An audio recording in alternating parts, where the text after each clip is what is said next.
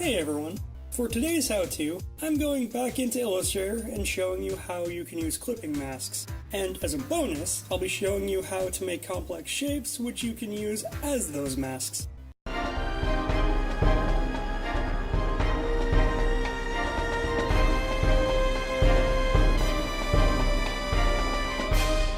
To start, if you've missed my videos before or are just new to design programs, masking is a way for artists and designers to selectively hide parts of their image, making everything outside of that mask completely invisible. There are a few different types of masks, but in Illustrator only one of those is relevant, namely the clipping mask. A clipping mask is a mask where you use the content of one layer or shape, and everything that's masked will show up only in that layer's content. To make a clipping mask, we're going to need to have at least two objects selected. There are a couple ways to select your objects in Illustrator. The first and easiest is just clicking on your canvas, holding down the mouse, and dragging from one corner to the other. This will select everything between where you started the click and where you let go, which, if you're making a very detailed illustration, can actually be a bit of a nightmare. Say you only have 3 or 4 shapes you want to select in a canvas full of shapes. You can also selectively pick your layers by holding down Shift and clicking specifically on the shapes you want to use. But even that might be a problem if you have overlapping shapes. Which brings us to the other option, the Layers panel. In the Layers panel, every shape you place, every image you embed, will create its own sublayer. Every one of these will have a small empty box to the right. If you hold down Shift and click in those boxes, a small highlight will appear, and that shape or image will be highlighted in the canvas. Layer management in Illustrator, I won't lie, is actually kind of a nightmare, particularly on larger projects where there are a lot of them. So as you go, I would recommend naming everything you make when you make it, which will keep your selections much simpler. Whichever way you go, once you have 2 or more shapes selected, you can make your clipping mask. The layer at the very top of your selections in the Layers panel will be the shape used as the mask, so make sure to drag the one you want to use to the very top of your stack first. To make your mask, it's then as easy as going to the bottom of the Layers panel and hitting the icon with 3 squares overlapping. Clicking this once will make your clipping mask, and if you already have a layer that's a mask selected, it will instead release the mask. Alternatively, you can also do this with Command or Control 7 to make the mask, and Command Option 7 on a Mac or Control Alt 7 on a PC to release it.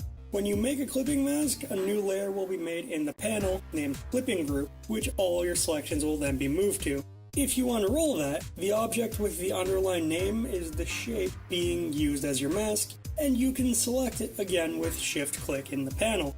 You can then change the layer's content to change how things are masked. You can also, at any time, drag any other shape into the clipping mask. Just click and drag the layer and move it down into the clipping group. You can remove any layer from the clipping group the same way as well. All you need to do is click and drag it from the group and move it up into another layer or sublayer. But if you drag the underlined layer out, the clipping group will disappear and the rest of the content will turn into just a group. While I'm at it, if you select a part of a clipping group or any group, you'll end up selecting the entire thing. If you want to work on just one object in your group or clipping mask and don't want to hunt through all the layers to find it, you can just double click on the object in the canvas. This will enter what's called isolation mode, which means you've isolated a single object and can change it without worrying about changing the rest of the surrounding work. So far though, I've just shown some basic shapes for this. That's not necessarily going to be useful. The really awesome thing you can do with these clipping masks involves using what are known as a compound shape or path.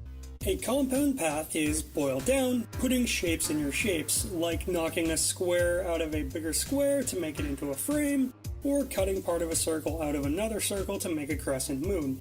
Why this is awesome I'll cover in just a sec, but first let's go into making them. This actually works similarly to the clipping mask. Select one or more overlapping objects, and under the Object menu, under Compound Path, click Make, or just type Command or Control 8. This will combine the objects together. So for a really simple example, say you want to make a ring. You can't do this with just the ellipse tool in AI, and would instead need to use compound paths. To make a ring, I make 2 ellipses, with one smaller than the other.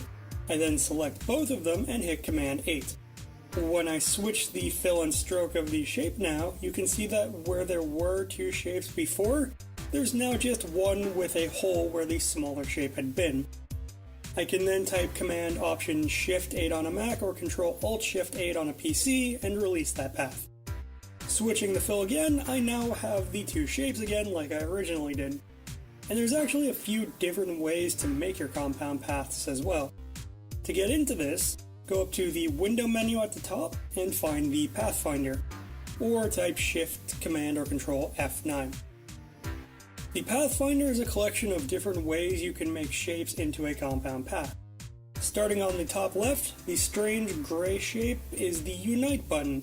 Clicking this with more than one shape selected will make all of your shapes into a single shape, with only one fill and stroke color.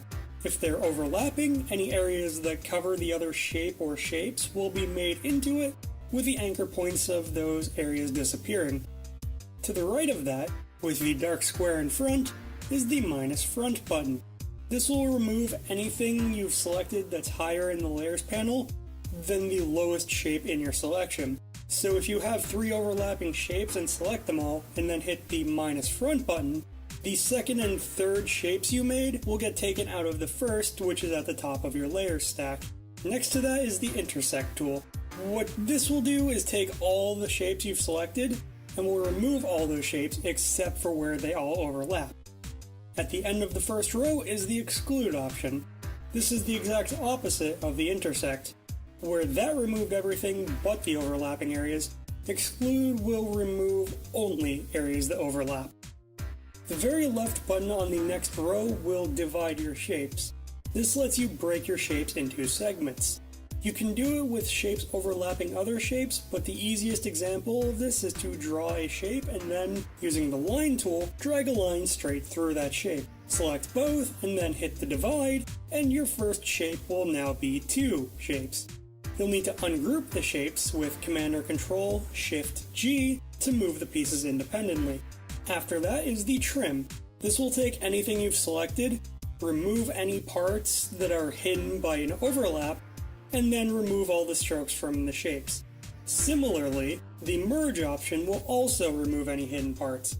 Unlike the trim though, this will also unite any shapes of the same color, making them into a single shape wherever they previously overlapped, like the unite. The crop tool next to that is a little bit trickier. This will take the top shape and will remove anything in your selection that's outside of that shape. Your stroke will also be removed from all shapes that you've selected, and any areas where there was overlap will be removed. Next comes the outline option. As the name suggests, this will take any shape you've picked and reduce them to just their edges with a stroke on them. And lastly, we have the minus back button. This is the opposite of the minus front, and instead will remove anything lower in the layers from the highest layer in your selection. So that's all great, but why is any of this useful? If you're illustrating, there are plenty of uses, but 2 of them in particular are something I use for every illustration I ever do in AI. Namely, this lets you apply shading and texturing to your shapes, and only the shapes you want to apply. To do it, we need to combine what I've gone over. First, we'll need the shape we want. In my case, I'm making a character to really show the idea, but it can be whatever you want. Once you have the shape or shapes you want to use, you can do some simple shapes by selecting all the layers you want, holding down Option or Alt, and dragging it up to the top of the layers panel. This will make a copy of your shapes on top of everything else. You can then use the Pathfinder and click Unite to make everything into a single shape with one solid color. Then, under the Fill, you can click the second box, which will have more than one color. This will give your shape a gradient fill, which by default will go from left to right and white to black. You can then choose the tool with that same shape or type G to use the gradient tool. With this tool active, you can click and drag from any direction to any other direction, and the gradient will follow the new direction instead. From there, you can also drag where the color stops are so that you can change how the gradient flows. Once you have your gradient coming in the direction you want the light to fall on the shape, you can use the Move tool, click on the shape again, and up at the top, go to where it says Opacity. If you click on the text next to that, you'll open up more options, including your blending mode. You can change where it says normal to whatever blending mode you want your shading to be, and you can also drop the opacity. This can get way more involved with adding shading to each individual part of your shape if it's more complex, but this is the same process you'll use for all of them. It really depends on how much depth you want your illustration's lighting to have. In the same way, you can do this for adding textures to your scene as well. You can drag images into Illustrator, embed them, and change their blending mode and opacities. This is where the masking comes in though, because unlike gradients, your images will be a square and will ignore your shape. To fix this, we make more copies of the shapes we want to give texture, select our image, and make it all into a clipping mask. Again, making sure that the shape is on top so it will act as the mask. You can then drag any other layers into the mask in the Layers panel to constrain those elements into the mask as well. To make it even quicker, if you've got a complex shape, you can make another copy of the united shape and using lines and the pen tools, section it off into as many segments as you want for your shading and texturing. From there, as with all graphics, it's just a matter of layering more elements into the image with more masks and gradients as needed until you've got the look you want. It's not personally my style, but you can make photorealistic images in Illustrator using this process.